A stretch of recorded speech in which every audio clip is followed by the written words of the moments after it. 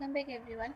In the previous video we discussed about the de Broglie hypothesis, and today we are going to discuss the phase velocity and group velocity.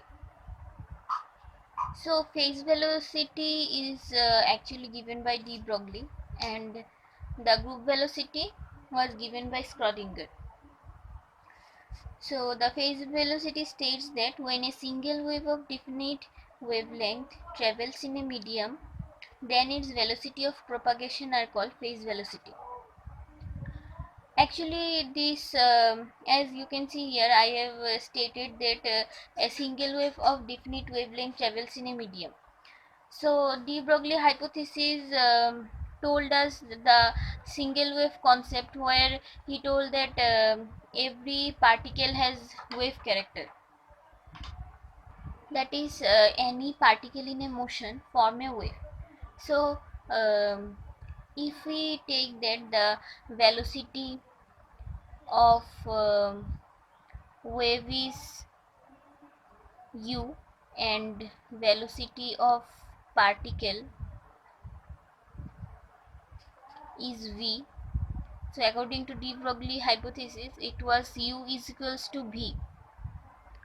But now Schrödinger explained this de Broglie hypothesis and this concept of the wave character in particles in his own way. So he compared the de Broglie hypothesis with the Einstein's photoelectric equation, which is energy is equals to mc square. And in from Planck's theory we know that energy is equals to h nu. So according to Schrödinger it was mc square. When Schrödinger studied this conception, this phase velocity, that is the whole de Broglie hypothesis, he compared Einstein's theory and told that velocity of wave and particle are not equal. Instead, velocity of wave is greater than the velocity of particle. And how he stated that, let's see. So according to Einstein photoelectric equation, we know that E is equals to mc square. So we can write h nu is equals to mc square. So nu becomes mc square by h. So velocity of wave becomes u is equals to frequency into lambda. So this nu, that is the frequency, is mc square by h, and lambda we know that it is h by mv from the de Broglie hypothesis. So cancelling this h, we get c square by v. U is equals to c square by v.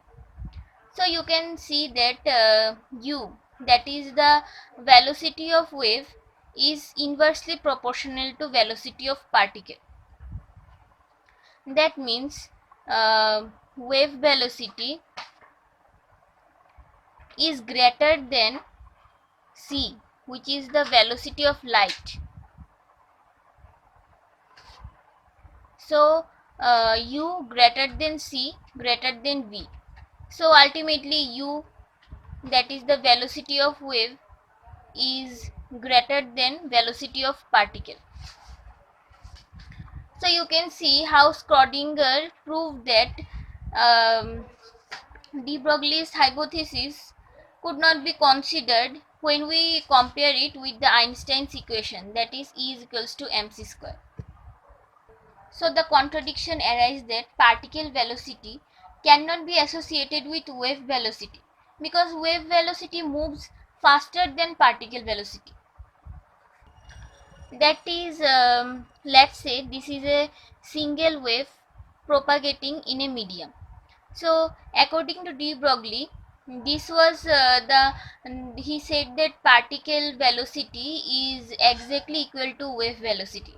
That is, in this single wave he described that both velocity of particle and wave are same. But Schrödinger differed, that he said that no, particles propagate not only through a single wave, but if you can see that there is a single wave, but particles actually travel through a group of wavelength like this. That is, particles actually travel in a group of wave, that is in a packet. More precisely, I can tell you that let us assume that a wave is propagating at a maximum and minimum rate. This is one wave, and again where there is at this point the amplitude is 0. Again another wave is starting, this one is maximum, again minimum. In this way it is propagating. So this is actually a packet of velocity. So these are packets, and inside these packets these are actually particles traveling, and this one is the maximum point, this one minimum, and at every interval the amplitude is 0. So observed velocity of this packet is the group velocity actually. So we can write group velocity as g is equals to v, that is particle velocity.